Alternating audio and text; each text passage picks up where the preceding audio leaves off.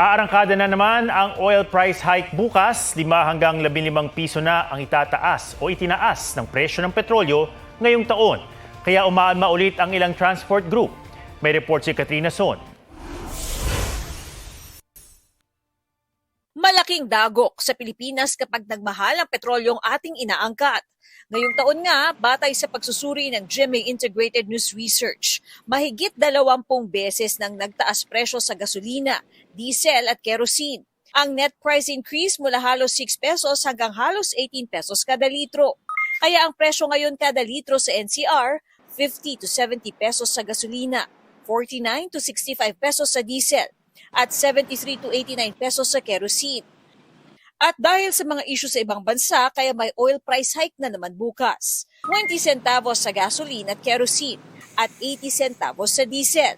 Nag-intensify yung airstrike ng Russia at ng Ukraine. Tinarget ng US yung mga sanction, lalo na yung mga Iranian oil revenue stream. Ito din po si Saudi Aramco at yung Iraq state oil marketer na SOMO, tinigil din po nila yung export sa India refinery.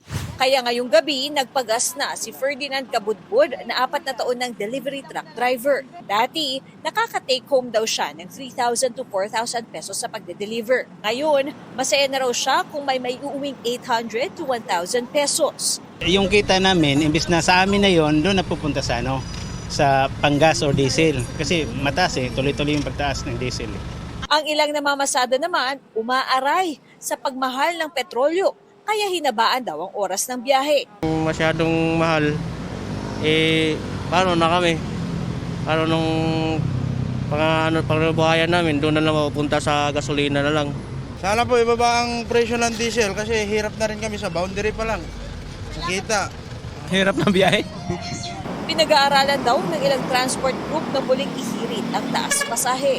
Rin po namin kinukundina itong halos lingguhan na pagtataas na naman ng presyo ng petrolyo at dadagdag ito doon sa malaking halaga na nawawala sa kita ng ating mga driver. Ang masakit para sa amin, regulated ang pamasahe, kontrolado ng gobyerno kung magkano ang gusto nilang ibigay. Kagaya yung aming hinihingi na piso lamang, hindi pa kami kayang ma-increasean. Katrina Son, nagbabalita para sa GMA Integrated News.